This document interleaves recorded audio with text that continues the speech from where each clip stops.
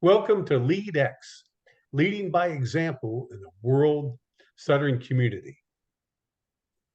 Today we have with us Dr. Lee Reeves. Lee, thank you for taking time out of your busy schedule to spend it with us today. Well, hey, Tom, it's my pleasure. Thanks for asking me, and I'm looking forward to it. Okay. Please lay out your roles in the stuttering community and what led to each. Well, that's a big question, and I think I think I would have to begin with the fact that I stutter, and that's what began my role, I guess, as being in the stuttering community, whether I wanted to or not. I was part of it from the time I was a child, I guess, and became a part of the stuttering community at that time. But as far as my roles in terms of advocacy and leadership and that sort of thing, I think again it all started when I was in high school and had the incredible opportunity to attend the National Council of Adult Stutterers in Washington, D.C. at Catholic University. I just had the good fortune. I had a therapist in high school that, by her own admission, knew nothing about stuttering, but was doing the best she could. But one of the things she did was to hear about this group that was meeting downtown Washington, D.C. of adult stutterers, and thought that I might be interested in attending that group. So, you know, as I've said frequently, that desperate people do desperate things. So here I am as a high school student, traveling in a car one evening across Washington, D.C. to attend this meeting of adults who stutter. I had never even seen an adult who stuttered before. I didn't know they happened. I didn't know there were adults who stuttered. And so when I walked into that meeting, it was really quite something. There were a half a dozen adults or so. They were incredibly welcoming. They were kind. I was stuttering up a storm and was frozen to the wall when I walked in until they saw me and invited me in, and they didn't laugh at me, they didn't giggle, they didn't fill in words. They were very patient, and it was just a very warm and welcoming feeling to be in that group of people. And I noticed there was an engineer, there was an attorney, there was a homemaker, and some of them were stuttering. I didn't think it was possible, but some of them were stuttering even more severely than I thought I was. But many of them were not as severe, as they weren't struggling like I was, and they were successful professionals. So that kind of planted a seed in me, I think, Tom, that led to almost everything else in my volunteer career and advocacy. So I only went to a few meetings before I graduated from high school and left and came down to Texas to go to college. And my stuttering was pretty severe at that time. I had it was fairly intense when I was in high school, and can I say it just got more intense when I left and went off to college. So I struggled a lot, and I wanted to be a veterinarian, and I had a lot of doubts as to whether that was ever going to be able to happen. I couldn't introduce myself, I couldn't say my name to people. I was really struggling, almost flunked out of college my first semester. But eventually things kind of turned around. I put my nose to the grindstone, and I think by the grace of God, when I finally got my grades up enough to apply to veterinary school, they let me in. and accepted me. And I was at a crossroads then, because I was about to enter a professional curriculum of doing something that I had always wanted to do since I was 5, but still stuttering so severely that it was having a major impact on my ability to communicate. Now, I had friends, and I mean, we get by, right? I mean, we cope, and so. But at the same time, I knew that I was going to have to do something about my stuttering. I just could not continue. And so, again, fortunately, I was able to find a therapist who had an interest in stuttering, knew something about it. And I began to take therapy my first year in vet school. And during that therapy, I mentioned to my therapist about the group that I had attended in high school up in Washington. And we talked about it and thought, wouldn't it be great to start that kind of a self-help group there at the university and in our small community, that the town that surrounded that university. So we did. We started a little group, and it was pretty successful. We'd have 3, 4, 5 people attending, some students, and even some people from the community. And she ran most of the meetings because I was just a neophyte. I mean, I was in college. I didn't know how to tie my shoes, much less how to run a meeting. But what I learned, what I noticed, and was so powerful to me, is that group, attending that self-help group with other people who were like me, who stuttered, was not only incredibly powerful for them. I observed it, but it was even more powerful for me. I got so much out of that it was inspiring. And so that was my first move, I guess, if you will, into the self-help movement. Then I graduated. I had good therapy, and my stuttering was manageable. I had learned how to stutter on my own terms and in an acceptable way that was okay with me for the most part. I had all my, the strategies and tools, etc. But gradually, after graduation and over the next few years, I began relapsing, and stuttering began to be much more of an issue for me again, much more of a challenge. I started avoiding. My stuttering blocks got more frequent, more severe, more intense. I was struggling more and was pretty unhappy, and I didn't know quite what to do. I didn't know where to turn. So after looking for another therapist up in the Dallas area, which is where I had moved to practice, I couldn't find anybody that knew what to do with me, because relapse was not in their vernacular in those days. They weren't quite sure how to handle me, and nobody knew much about stuttering. So long and the short of it is that I ended up talking with a researcher and a clinician at the University of Texas at Dallas, and went and heard one of her lectures. I talked with her afterwards, kind of told her of my plight and my frustration and my concern, and she immediately said, well, we need to start one of those groups, because I had told her about the group. And she said, there have to be more people out there like you in this city, in this area. We should start another group like that. And so with her help, and she assigned a graduate student, I started my second self-help group in 1982. And that group was incredibly successful. I mean, it immediately began attracting 10, 15, 20, 30 people at a meeting. And what I found is that for me, that's all I really need. I didn't need more formal therapy. I needed to be reconnected. I needed to ground myself with the fact that I was a guy who stuttered.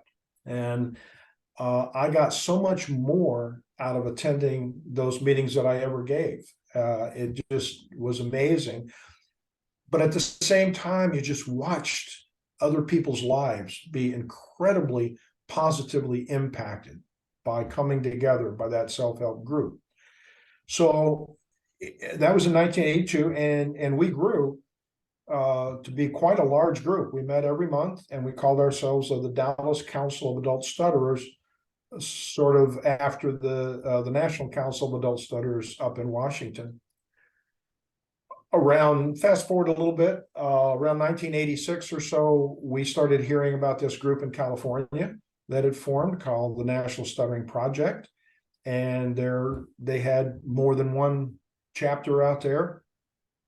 And it sounded like their philosophy was very similar to mine or to ours. And so I called the executive director, had a long conversation with him. We got along well. We kind of clicked, and our philosophies were very similar.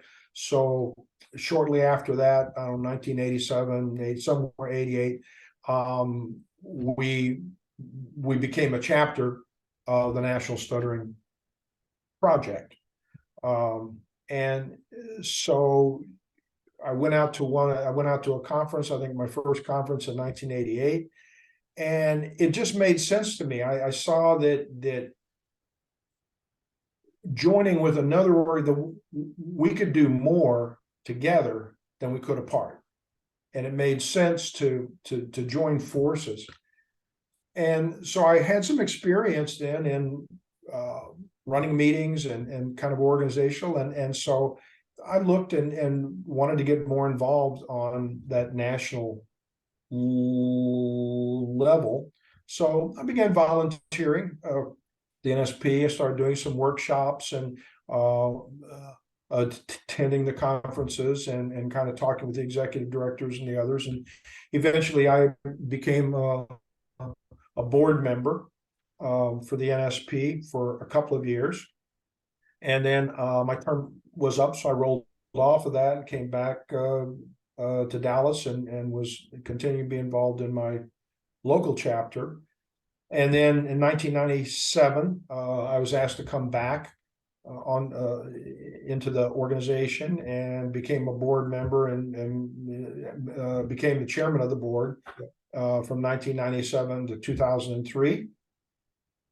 And then was an ex officio and advisory board member, and have kind of been arm's length with the NSA, which is now the NSA, not the NSP, from then on, along with other advocacy efforts. So when you ask, how did I get involved and how did I get from kind of point A to being a leader, I would just have to say it was an evolution. It was just kind of a natural progression of wanting to help and wanting to do more. I mean, I don't think I never, and I don't think many of us, maybe some, but I don't think we wake up one morning and say, okay, my goal is to be a leader. My goal is to want to lead that organization or do that. I think for me, at least, it was just it was a natural evolution of one thing to the other. And I've been involved, I've done work with the State Association for Speech Language Pathology, state of Texas. Have served on some committees and councils. I was on the state examining board for speech pathology for the state of Texas. And eventually I served as a public member on ASHA, the American Speech Language Hearing Association, on some of their councils. And, I've talked to schools, I've talked to speech pathologists, I've talked to parents. I just, all of these things just kind of happen when they happen. And, now you look back and you say, gee, that was really, how did you get from there to there? Well, it was in increments. Lee, that is such a great story. Did you have any anxiety or hesitation about being qualified enough to lead? Well, I don't know about having anxiety about being qualified, because I think the qualifications are for what we do for the volunteer efforts that we've been involved in have just come out of a desire to help.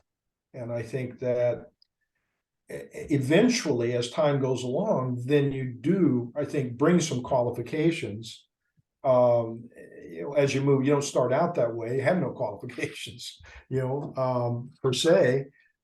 But I think when when I was appointed to the state examining board, for example, I was excited to be able to do that. My qualifications, I think, went beyond just the volunteer work I did in speech pathology. I mean, I was a veterinarian. I owned my own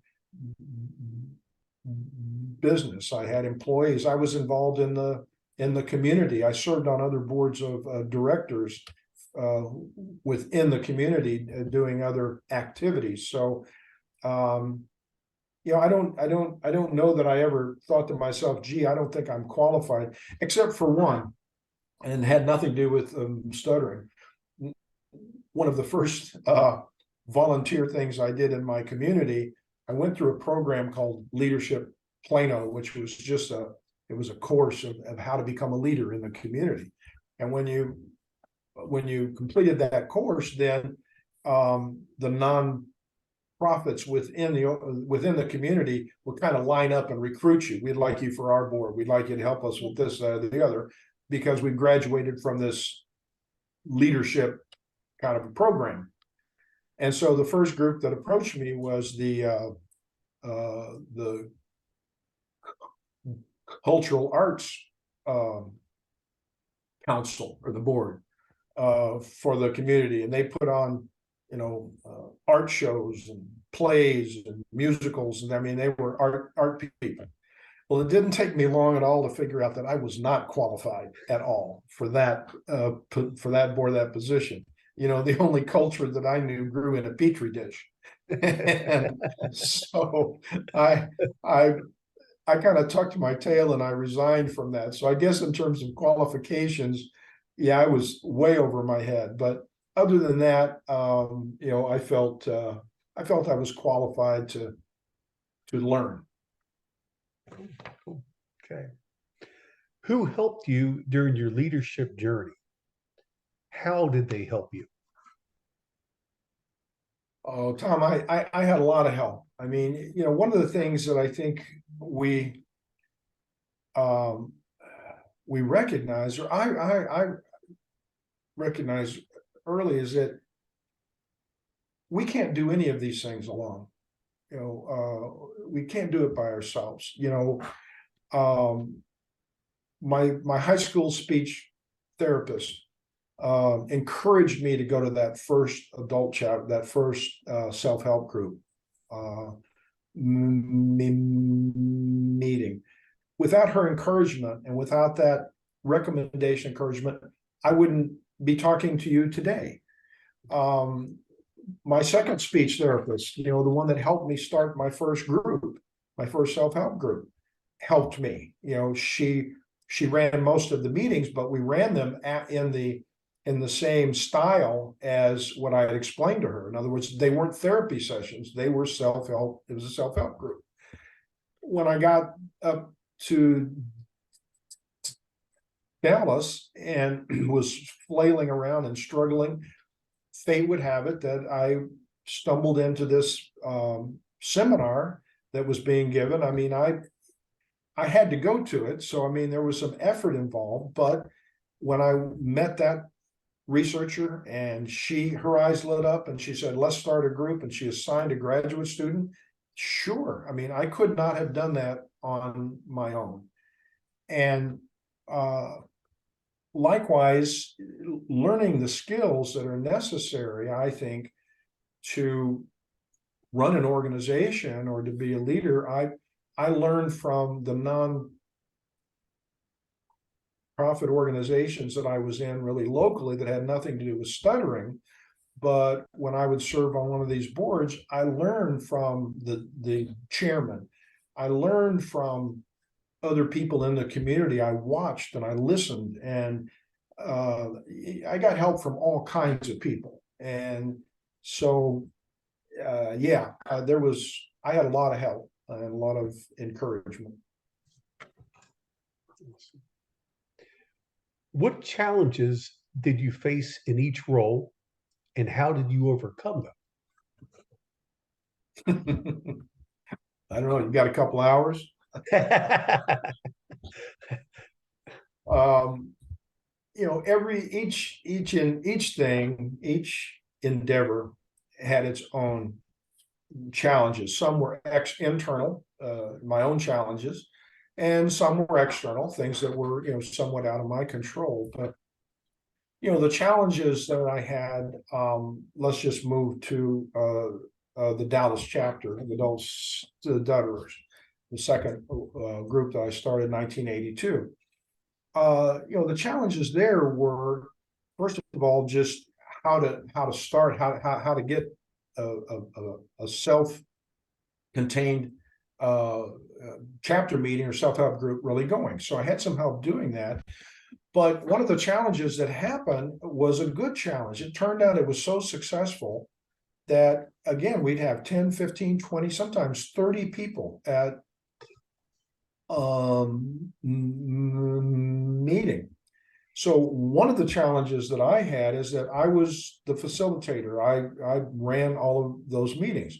So one of the challenges, well, what do we talk about? Every month, because we met every month, and you wanted to keep it fresh. You wanted to do things that were a little different, and so that was a challenge. And I used to ride down. I have a great story about somebody, a good friend of mine by the name of Russ Hicks. That we lived close by, and I got him involved, and that's an interesting story that I'll share with you in a bit. But we would talk on the way down. Well, what do you want to talk about tonight? What should the kind of topic be? Well, eventually what I came up with, and this worked out really good, because in a big group like that, and folks are coming, people are coming because they want to talk. We stutter. They're coming to a group meeting for a variety of reasons. But whatever the reason is that brought them there, at some point in time, they would like to tell their story. They need to tell their story. They need time to talk. And if we stayed in a big group of 30, that just wasn't going to happen. So I developed this model where I would ask one of the members to, after we went around and introduced ourselves, which is what we do at all the NSA, and SP meetings, I would ask one of the members to present a short kind of program, 10 minutes, 15 minutes, whatever it was, to the group. They could, on any subject they wanted, they could talk about anything as long as it had to do with stuttering in some capacity, any issue they wanted, and that would be the topic for the night. And then we would break up into groups of about 5, no more than 5 or 6, usually 4, 5, or 6, and we would go to separate parts of the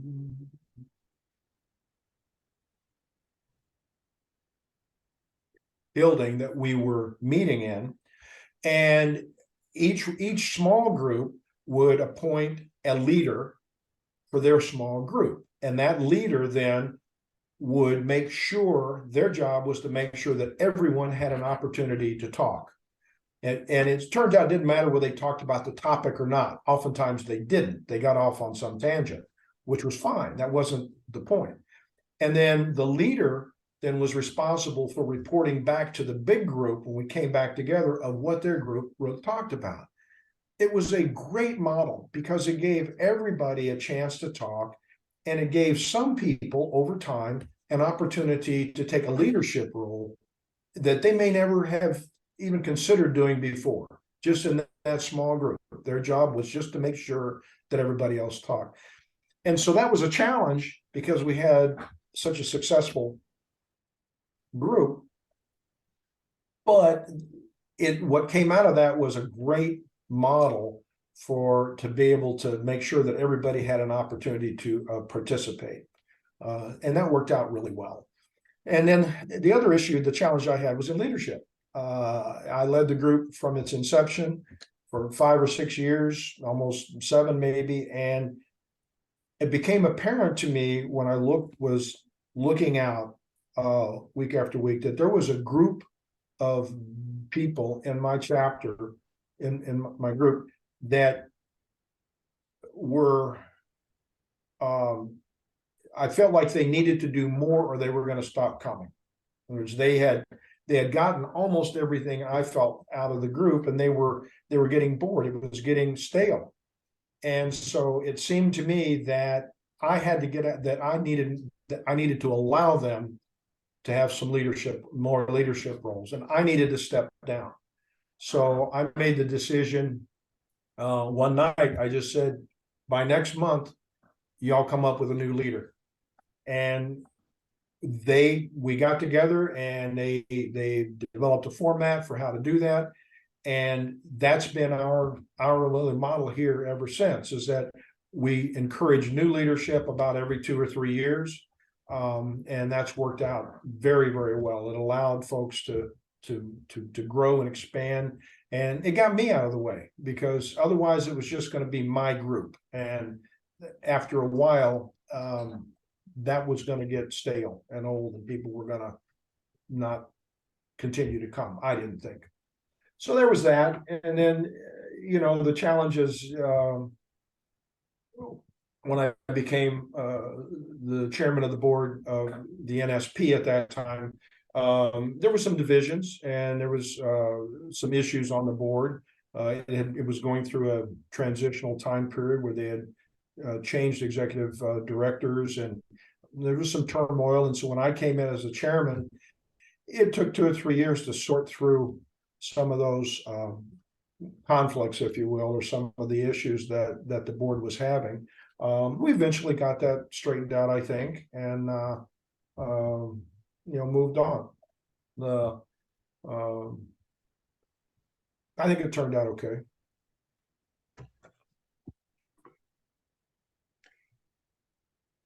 How do you motivate an organization of people who stutter? Do you think we're different than other volunteer organizations? And if so, how are we different?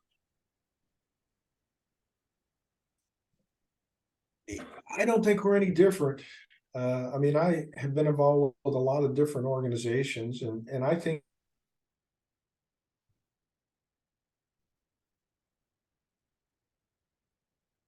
personal, from an organizational standpoint, we're unique because we stutter, and we're unique because that's our issue. And so how do we keep them, how do I keep with the question, how do I keep them motivated, or how do we kind of keep a positive attitude? Well, my belief is that that you start with a positive attitude. I mean, what we're doing is good. We have a positive kind of message, and you start with that kind of a mission. We have a mission statement that says who we are and what we want to do, and then we have a vision. This is what we would like to be, and that vision of what we would like to be is positive. It's a good thing. And so I think you start with the mission statement, you expand on that with a vision statement, and then I think what's critical is you have to have a strategic plan. It's been said over and over again, and it's very trite but true, that if you fail to plan, you plan to fail. And I think that having a strategic plan, we've had several of them in the NSP and the NSA through the years, but setting goals and objectives, hopefully that are achievable and have timelines, and that have some accountability, is important. But you keep people positive by keeping them as best you can, trying to keep everybody's eye on the prize. Our prize is that we exist to be the voice for people who stutter in this country. At least the NSA did. Other organizations, international, I mean, they have no mission, but the NSA we exist to be the voice and to be advocates for children, adults who stutter, for the parents, for speech language pathologists, for the teachers, for anybody that comes in contact with us and are impacted by stuttering. That's what we want to do. We want to move our agenda and be that voice to help, to be a positive. And so for me, I always told the board, and I tried to emphasize this in when I would give a talk to the entire association at conferences, we're going this way. We're going this way. It's a positive direction, and it's a good direction, and let's stay with that. So I think I suppose the answer to your question, the first answer to the question is I tried to not have conflicts to begin with, and to keep them really positive. And I think that if I kept a positive attitude and tried to surround myself with folks that also had positive attitudes and kept their eye on the prize, then it bleeds through. Folks get that energy. They get enthusiastic and they get excited.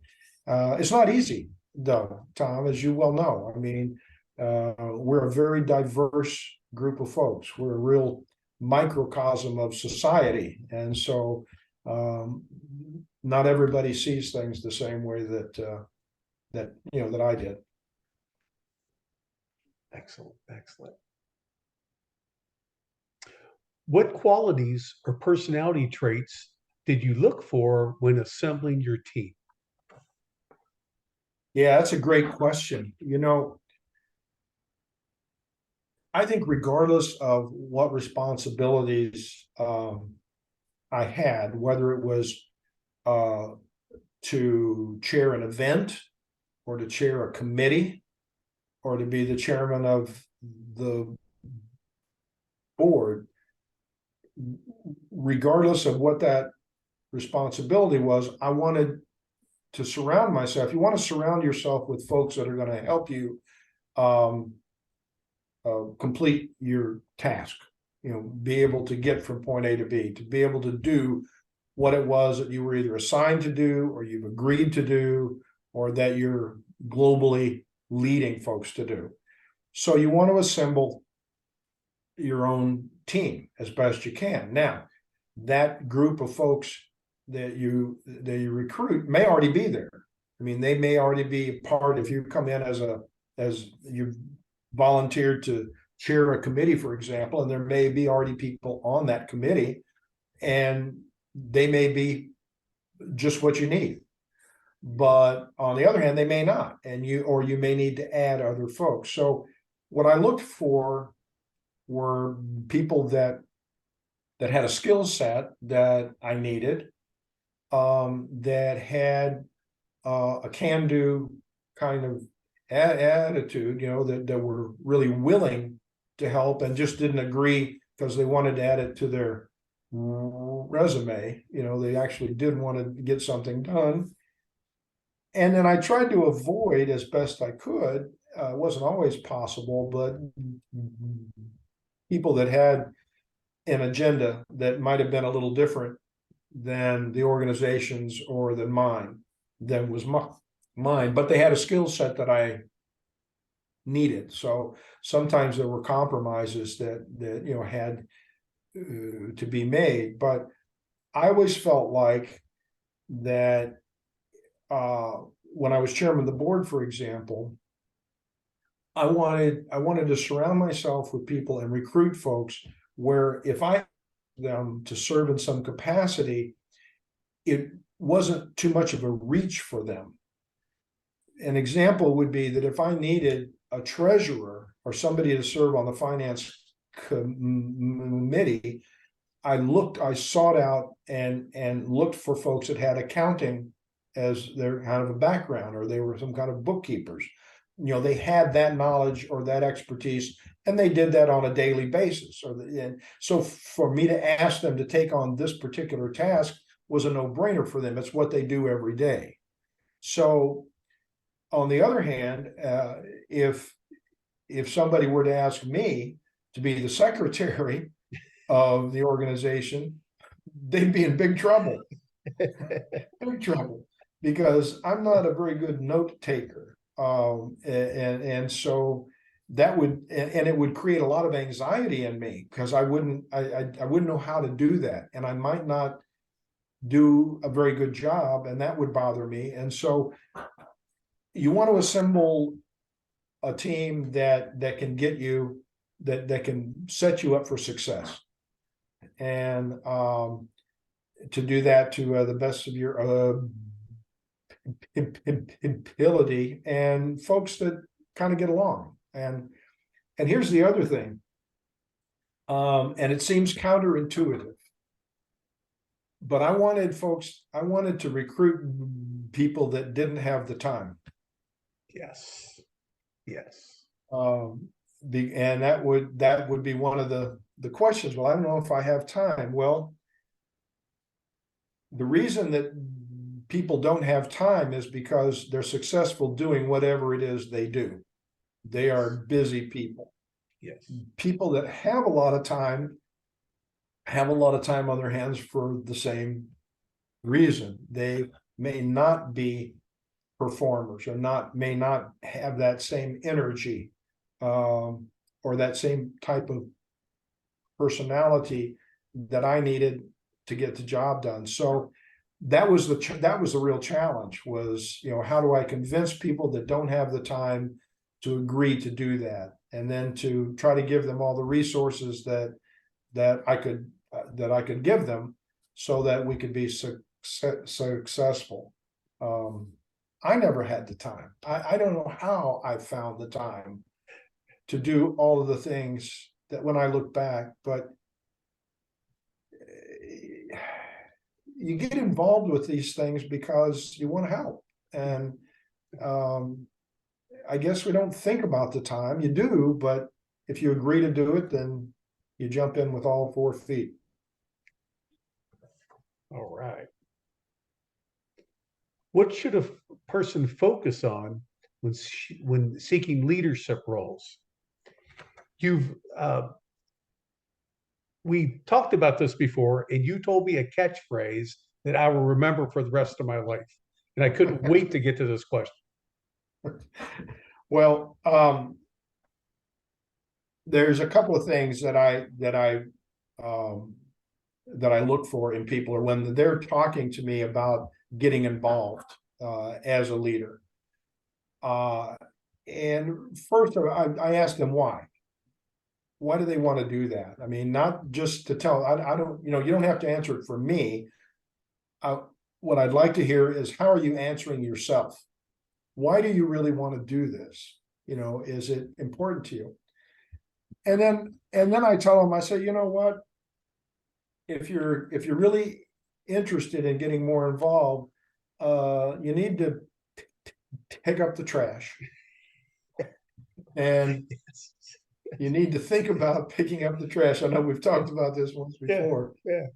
And I get the same look, that you just gave me, and what does that mean? And so I tell them this story, that in my community, this had nothing to do with stuttering per se, but in my community, when I first opened my practice and began getting a little more involved in the community, there would be events that happened, a gala, or an outing of some kind, a picnic, or an art show, something that one of the nonprofit organizations in the community would be hosting. And I would attend that. Maybe with my family, would go. And I was green and didn't know anybody, and was kind of clung to the outside. I didn't jump right in. But what I would do is I would hang around until the event was over, and just ask if they needed some help cleaning up, because every event needs help to clean up. They need help to set up, but that's usually done by the people that know what they're doing. You don't have to have a lot of skills to clean up. And so I would pick up the trash. I would go around and fold chairs, and I would fold tables, and I would clean off tables, and I would pick up the trash. But in doing so, I met people, and I got to talk to the people that were on the same level as me, or maybe a little high in the organization, and sometimes chairmen of the board. Or I wasn't looking for the chairman. I was just looking to get involved in some way. I wanted to learn about what they did and decide whether or not that might be something that I would like to devote some energy to, some time to get to become a part of the community. And so you do that from time to time. And then the next thing you know, if you're doing that and you get to meeting people and talking to people and finding out about the organization, then you volunteer to do another job. Maybe you volunteer to help set up. Or if there's an opening, they say, well, we have an opening on this committee. Would you be interested? Sure. And so you volunteer at a low level and if that's something that agrees with you and you believe in the cause, then you devote more time and energy and you look for ways to do more, not necessarily ways to move up, but for more ways to help. And it just becomes a natural progression that you're going to move up.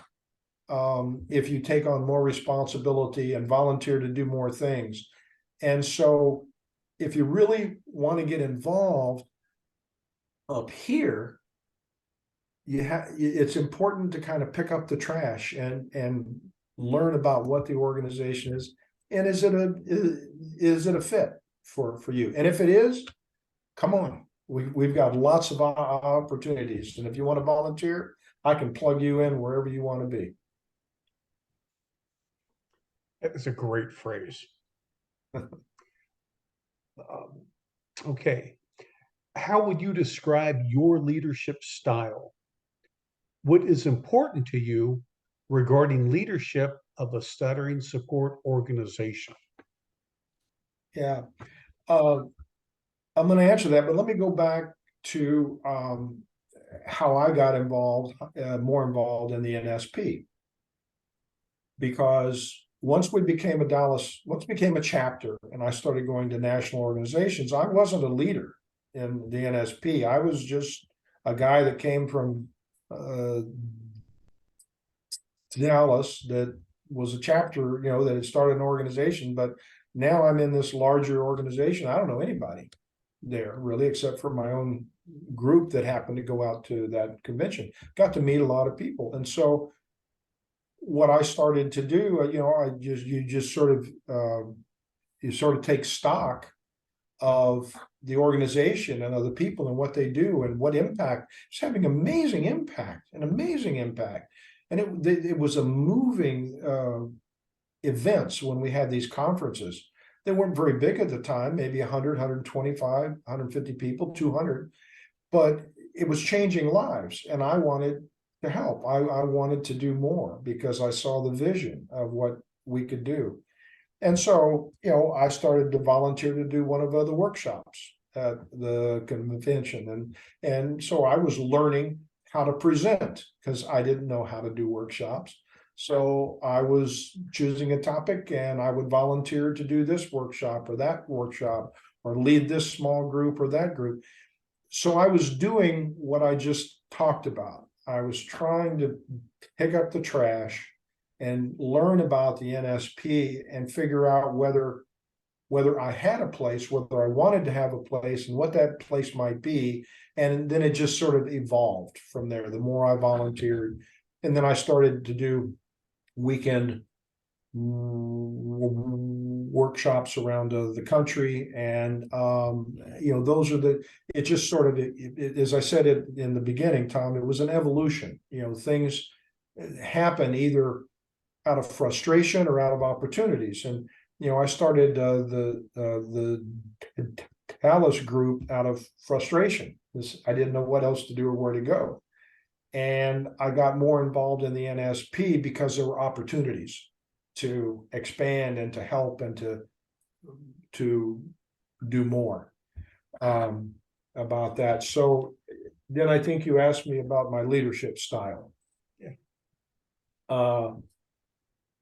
I don't know. I think I've always tried to lead by example. I did it in my own practice in my business life with my employees, with my kids, and with the Dallas Council of Adult Stutterers, and then the National Stuttering Project, National Association. I think I've never asked anybody to do anything that I wouldn't or haven't done, and that I wouldn't do again. So I think leading by example would be my style. I think I've always tried to be fair, and so I think others would probably be really better able to judge my style and how effective that was. But I think I've always been one to lead by example, but to set the standards high. I always tried to set my standards high. You know, if we were I had to learn how to run a meeting, so I took a course in Robert's Rules of Order, so that I knew exactly how to organize and run those meetings. That's how I ran them. We stayed, you know, I was pretty much the taskmaster, but you know, we went by the rules. If somebody made a motion, the motion on the floor needed to be seconded. You have some discussion. If it wandered too far, we brought it back in. Still have a motion on the floor. I had to learn how to do that. I mean, that didn't come naturally. I took courses at the Center for Nonprofit Management on fundraising and strategic planning, and all of the different aspects of how to run or how to be a leader in a nonprofit organization. So these things didn't come natural, but opportunities abounded to learn, and then to apply that knowledge. I would talk to the executive directors of the local nonprofit organization and the chairman. I mean, once I got involved in the community, I mean, I chaired other boards, but I would pick their brains and we would talk about how to deal with this issue or that issue. So I brought all of that knowledge, all of that external knowledge outside of the stuttering community into the NSA and tried to lift it up as a more successful organization.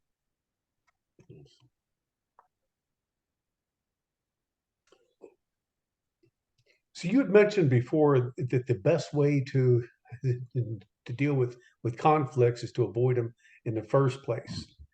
But inevitably, there's going to be a conflict. So when such arose, how did you handle them? Yeah, you're exactly right. I mean, you can do what you can try to do to not have conflicts, but as I said, we are a microcosm of society, and we are going to have some differences of opinion and some conflicts. And again, I think what I tried to do anytime an issue would come up, and we had several. I mean, we're a very diverse group of folks, and so I tried to listen to what the either what the grievance was, or what the idea was, or what the concern was. We had several committees. We had several subcommittees within those. We had a finite amount of money to deal with that, and time, and having to allocate resources, not just financial resources, but staff resources and time resources. It was a juggling act, and oftentimes some folks were not happy with one thing or another. And so I think I always tried to listen to what that concern was. I tried to give it air, and if there was a conflict between two people, for example, and they came to me as chairman of the board and wanted me to resolve it, I wanted the two people that were having an issue to solve it themselves. I wanted them to get together, and I would be happy to be there. You know, we could triangulate it on the phone or be there, but to try to work it out in a small group as really best we could. If that wasn't successful and it involved the entire organization, then it would need to come to the board of directors. I mean, we would need to hear that concern and we want to talk about it. And I think we want to be fair, but wouldn't necessarily want to change the vision or the really mission to accommodate someone else's ideas or vision. If they fit into us going this way, I was all in.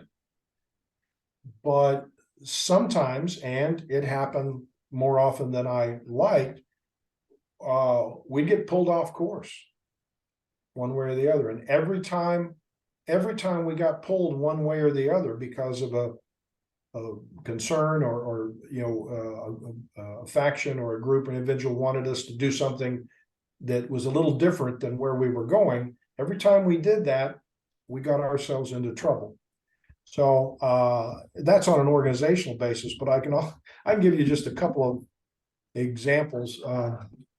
You know, one's kind of interesting that when the when the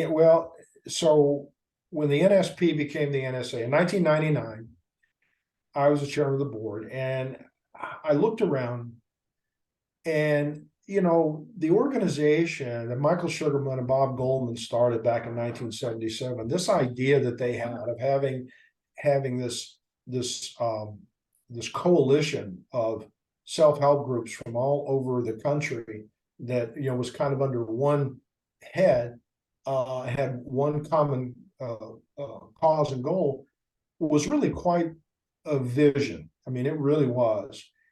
And they called it the National Stuttering Project. Well, by 1999, we had accomplished some of that. We had moved out of California.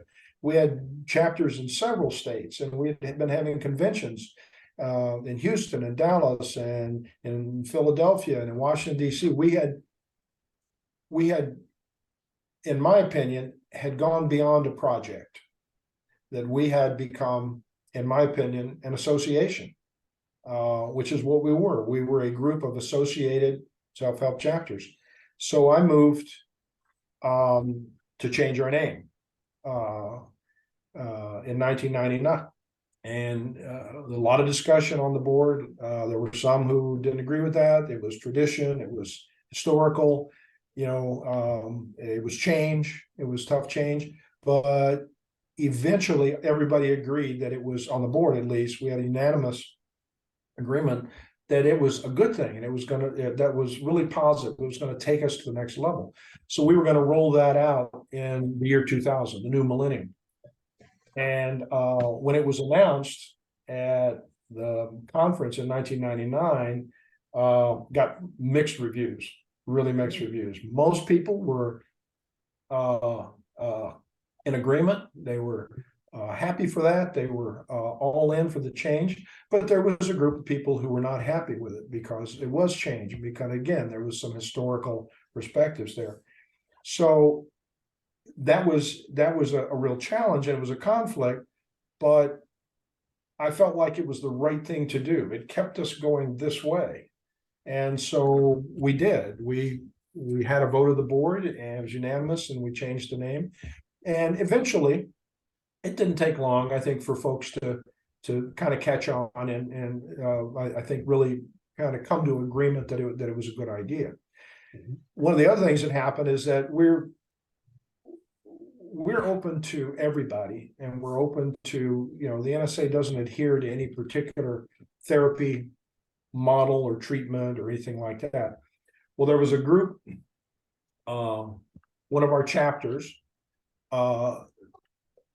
several of the people in that chapter had gone through a particular therapy program or a particular treatment program, and they were using the monthly chapter meetings to practice that particular strategy, that particular treatment.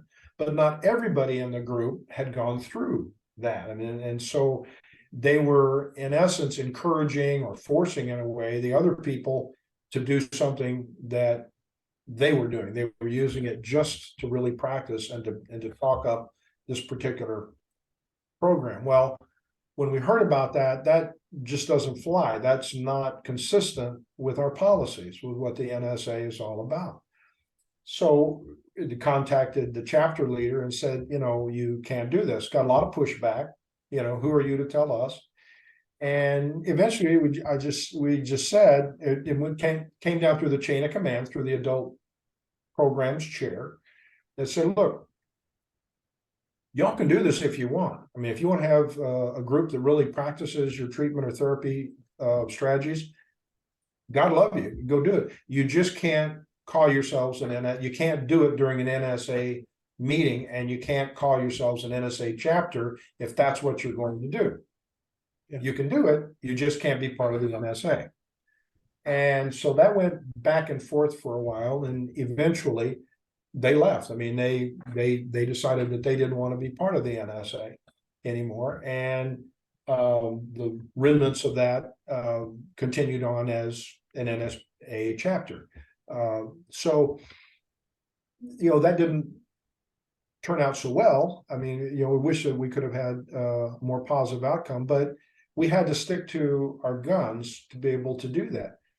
On the other hand, sometimes, and one of the other things that happened is that way back when we switched from the NSP to the NSA,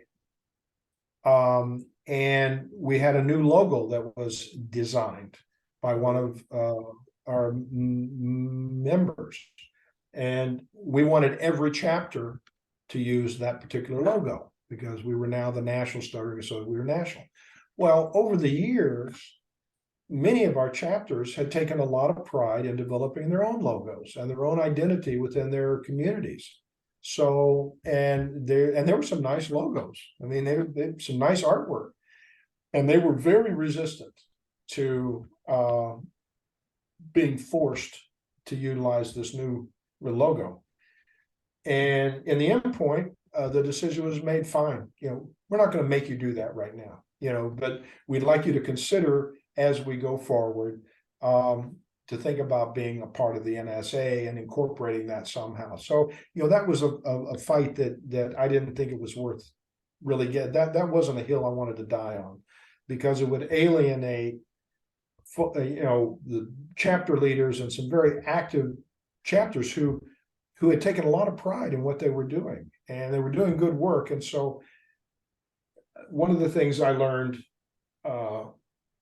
several times, I'm not the smartest guy in the world. And so sometimes you have to hit me upside the head a few times. But what I learned over and over again is that trust the membership, trust the people out in the communities. We in leadership, we up here on the board of directors, and certainly not me as the chairman, have all the answers. We have some ideas, we have directions, there are things that come up, we say, hey, that'd be a great idea, but it's not always a good idea for everybody. And so I learned over and over again to keep my ear to the ground and to try to, as best I could, keep my mouth shut and let the membership answer questions for me, tell me what was good for all of us, and then take that and try to formulate an overall policy. Because many times they were a lot smarter than I was. And, I remember wanting to draft a response in an email or out to everybody about something, and one of the members in one of the chapters would have written a response to the same issue much more eloquently than I could have ever done. And so I think it was a real it's a real give and take, and that's something I had to learn. I mean, I had to learn that to trust people. It wasn't I didn't trust them, but from a leadership standpoint, understanding that we don't have all the answers, and sometimes other people have really good answers, and those issues or concerns that they bring to us, sometimes we need to incorporate to go this way. It's not pulling us off, it's reinforcing our positive, and we hadn't thought of that. That's a great idea. The challenge is when I became chairman, I looked at our organization. We had a lot of challenges and we had a lot of issues. But one of the things that I wanted to do, that I had seen before I became chairman, was this division from the professional community and the self-help group. There was a lot of animosity between speech language pathologists and researchers, and there was this chasm between our two communities. And yet I think we were after the same thing. They wanted to help and we wanted to help. It's just that we weren't talking to each other and we weren't really listening. And it carried over because of the 60s, because the self-help movement originated because the stuttering, as far as the stuttering community, it was much larger than the stuttering. But the idea that adults or that the professionals didn't have all the answers, they weren't helping us. We were going to therapy, and 20-year-olds and 22s and 25 and 30 and 40-year-olds were stuttering just as severely as they were before they went to therapy. And so there was this kind of a disconnect and anger. And the professional community turned back, now not all, but just in general, turned back on us and said, well, you're just not trying hard enough. Right. So we had this real tension between those two groups. So one of the first things that I did and that I tried to do throughout my involvement was to bring those two communities together. So one of the first things I did was to set up a research committee. We had a professional relations committee, but I strengthened it. We started having continuing education seminars for speech pathologists at our conferences, started bringing them together so they could meet us. They could meet us, actually the people that stutter, and we could meet them and find out that they weren't the enemy. So that's one of the things I think I'm most proud of is, being able to bring those two communities together and go this way.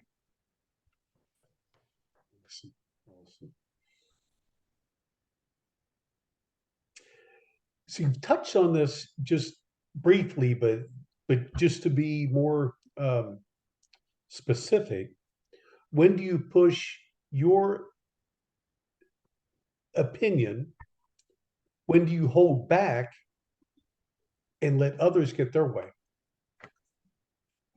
Yeah, I think I hit on some of that, Tom. I think, the best example of that is the changing of the name of, the NSA. I thought that was really important. And I thought it was for the good of the organization. It was good for everybody who stuttered. It was good for the community. It just made sense to me. Not that the National Stuttering Project was bad. I mean, we weren't moving away from it. We were just evolving past it. It had done its job and done it well.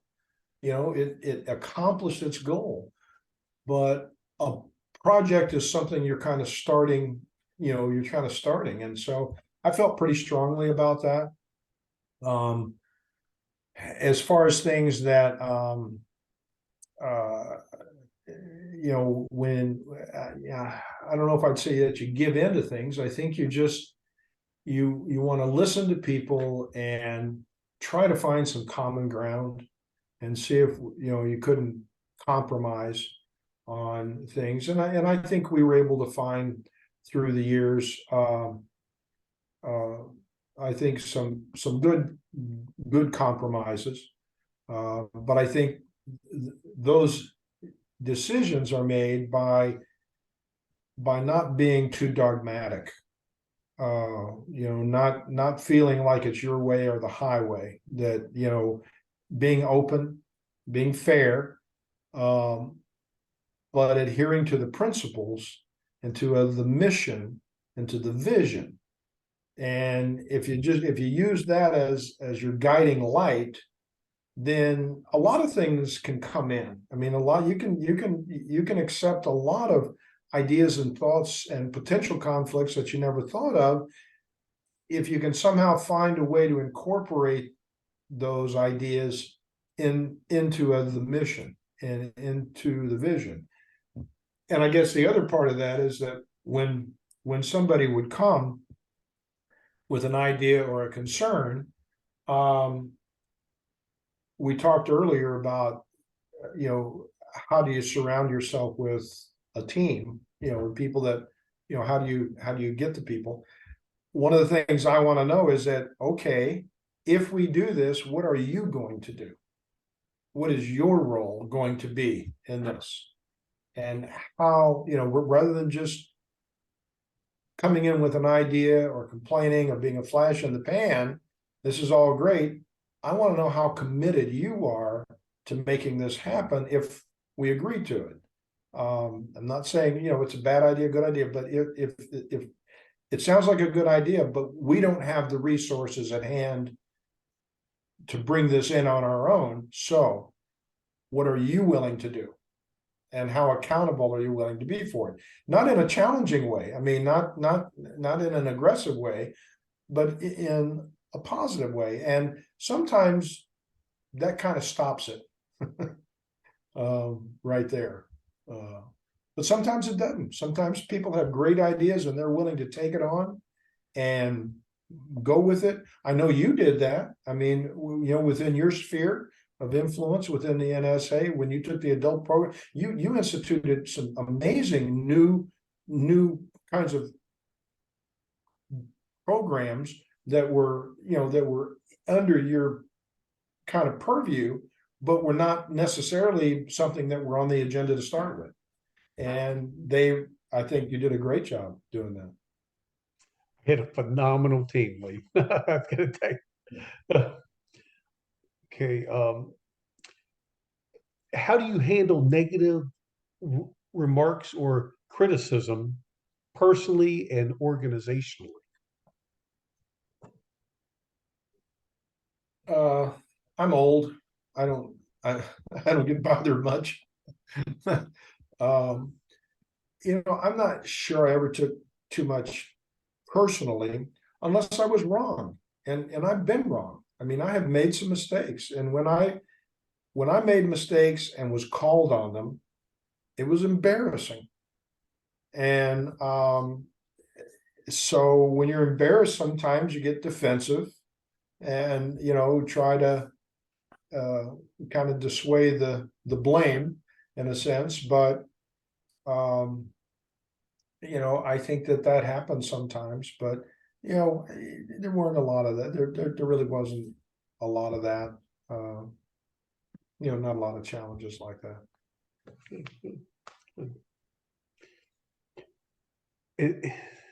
And now my favorite question, because it's usually something funny. What mistakes have you made along the way, and how would you have done it differently? Well, again, you have another couple hours. You know, uh, I think some of the mistakes that I made were sometimes listening to too many voices. I think sometimes some of the mistakes I made were allowing major donors, folks that whose heart was in the right place, but because of their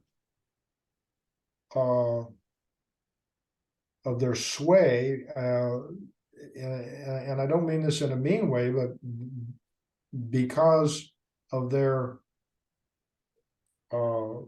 posture within the association, because they were major donors, I would be pulled in one direction or another that wouldn't necessarily be going this way. Gotcha. And it was hard to stand up to some of that pressure because let's face it, I mean, we're small nonprofit organizations that work on a shoestring of finances. We we try to manage those finances as best we can, but we are reliant on oftentimes on large contributions or donors and kind of mid-level contributions. And so I think one of my jobs was always to try to bring those two things together, our vision and their support.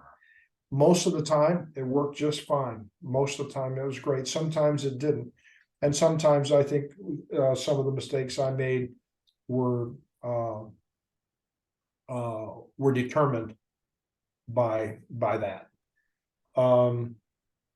I think that one of the other and mistakes, and this is a natural. I've seen this in organization after organization. I've seen it in other volunteer capacities. When you're new to an organization, you tend to look at the leadership for answers because you don't have any answers. You're there to learn. You assume that they know what they're doing and they're doing. And so whether it be the staff or whether it be the volunteer leaders, you tend to look to those in individuals. But as you begin to learn the organization and begin having your own ideas, sometimes those are in conflict with that leadership. And again, it's one of those things that you begin to develop your own kind of a vision, and it may be in conflict with the existing structure. And so I think that one of the mistakes that I made and have made, not just in the stuttering community, but in others, is to pay a little too much attention for too long to those who supposedly have more information and more knowledge than I do. And that's not bad things. These are just things that I reflect on and say, I wish I would have been stronger earlier. I wish I would have stood up to that issue or to that conflict a little more. I wish I would have given in more to that. So I think that he had a lot of mistakes through the years, and a lot of things that I would do differently because you learn. I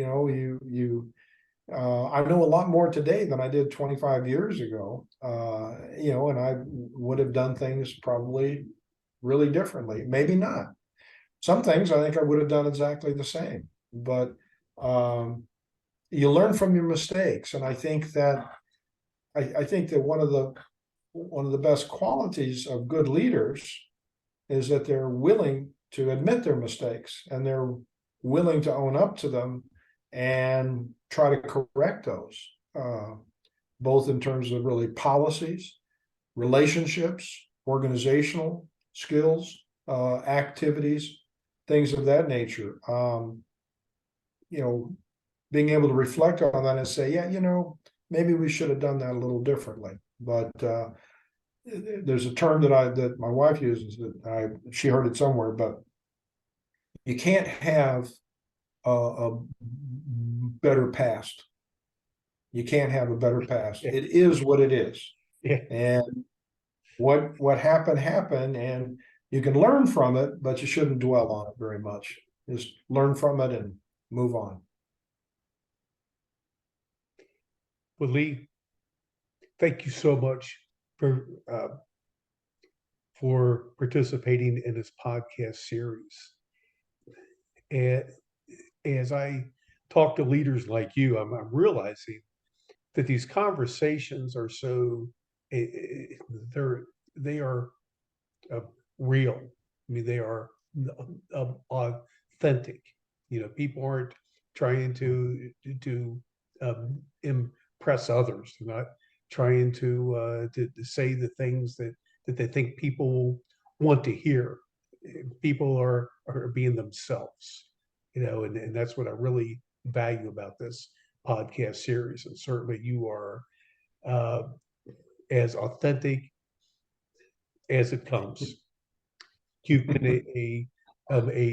a great resource for me through the years, and I truly appreciate it from the bottom of my heart.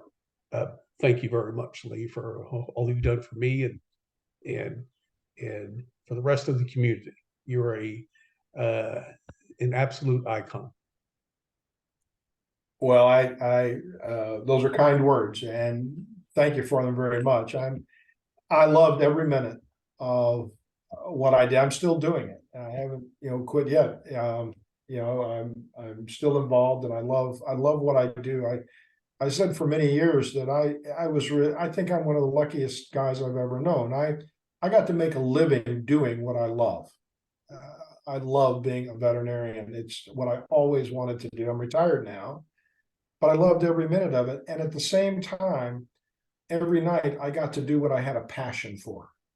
And that was being involved in the stuttering community and helping as best I could. I really had the best of each world. And I was able to meet folks like you and others who are great leaders in their own right.